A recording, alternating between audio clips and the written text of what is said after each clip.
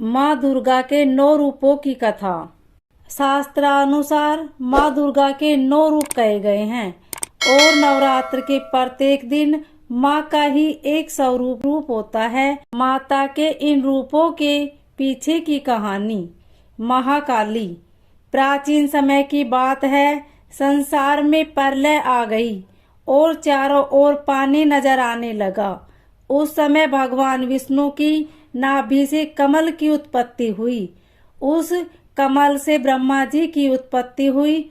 विष्णु जी के कानों से कुछ मैल भी निकला था, जिससे मधु और कैटभ नाम के 2 राक्षस भी पैदा हो गए। मधु और कैटभ ब्रह्मा जी को देख उन्हें अपना भोजन बनाने के लिए दौड़े। ब्रह्मा जी ने भय के मारे विष्णु जी की स्तुति करनी आरंभ की। ब्रह्मा जी की स्तुति से विष्णु भगवान की आंख खुल गई और उनके नेत्रों में वास करने वाली महामाया वहां से लोप हो गई। विष्णु जी के जाग मधु कैटभ उनसे युद्ध करने लगी। शास्त्रों के अनुसार यह युद्ध 5000 वर्षों तक चला। अंत में महामाया ने महाकाली का रूप धारण किया और दोनों राक्षसों की बुद्धि को बदल दिया। ऐसा होने पर दोनों असुर भगवान विष्णु से कहने लगे कि हम तुम्हारे युद्ध कौशल से बहुत प्रसन्न हैं। तुम जो चाहो वह वर मांग सकते हो। भगवान विष्णु बोले कि यदि तुम कुछ देना ही चाहते हो तो यह वर दो कि असुरों का नाश हो जाए। उन दोनों ने तथास्तु कहा और उन महाबली दैत्यों का नाश हो गया। दूसरा रूप महालक्ष्मी।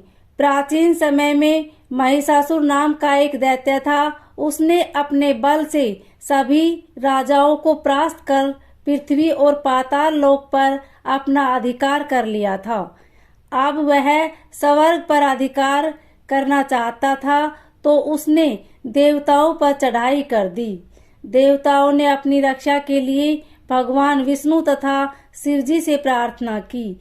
उनकी प्रार्थना सुनकर दोनों के शरीर से एक तेज पुंज निकला और उसने महालक्ष्मी का रूप धारण किया।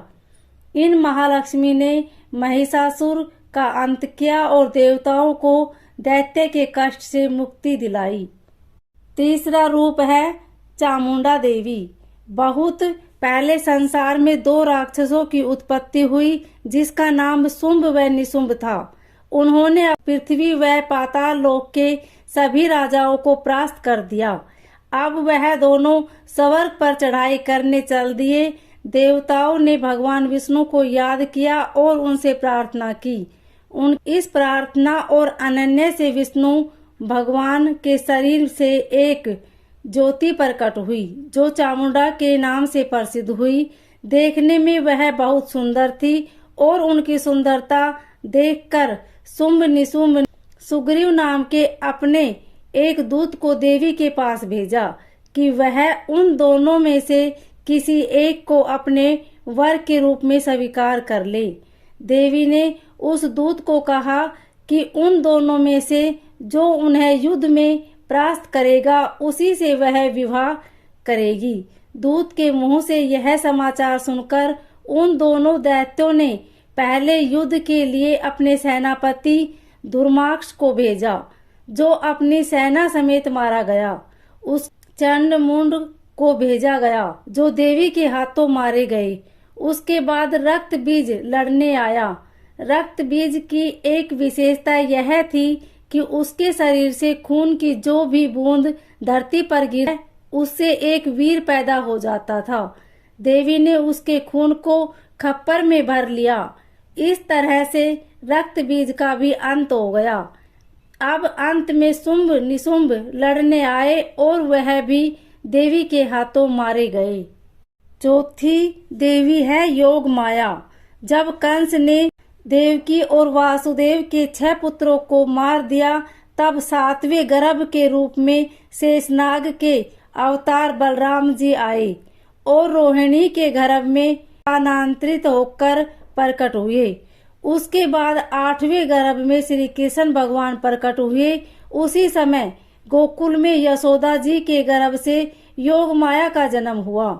वासुदेव जी कृष्ण को वहां छोड़कर योग माया को वहां से ले आए।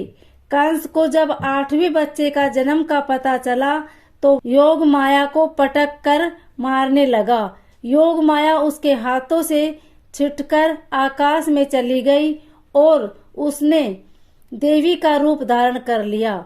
आगे चलकर इसी योग माया ने कृष्ण के हाथों योग विद्या और महाविद्या बनकर कंस, चाणूर आदि शक्तिशाली असुरों को परास्त करके उनका संहार किया। 5वीं देवी है रक्तदंतिका। बहुत समय पहले की बात है, वैप्रचित नाम के असुर ने पृथ्वी पर देवताओं में अपने कुकर्मों से आतंक मचा के रखा था। उसने सभी का जीना दुर्लभ कर दिया था। देवताओं और पृथ्वीवासियों की पुकार से देवी दुर्गा ने रक्तदंतिका नाम से अवतार लिया। देवी ने वैप्रचित और अन्य असुरों का रक्त पान करके मान मर्दन कर दिया। देवी के रक्त पान करने पर उनका नाम रक्तदंतिका पड़ गया। 6ठी देवी है शकुंभरी देवी। प्राचीन समय में एक बार पृथ्वी पर 100 वर्षों तक बारिश न होने से भयंकर सूखा पड़ गया। चारों ओर सूखा ही सूखा था और वनस्पति भी सूख गई थी, जिससे सभी हाहाकार मच गया। सूखे में निपटने के लिए ऋषि मुनियों ने वर्षा के लिए भगवती देवी की उपासना की। उनकी स्तुति से माँ जगदम्बा ने शकुंभरी के नाम से पृथ्वी पर स्त्री रूप में अवतार लिया। उनकी कृपा हुई और पृथ्वी पर बारिश पड़ी। माँ की कृपा से सभी वनस्पतियों और जीव जंतुओं को जीवन दान मिल गया। 7वीं देवी है श्री दुर्गा देवी। प्राचीन समय में दुर्गम नाम का एक राक्षस हुआ, जिसके प्रकोप से पृथ्वी, पाताल और देवलोक में हड़कंप मच गया। इस वनस्पति से निपटने के लिए भगवान की शक्ति दुर्गा ने अवतार लिया।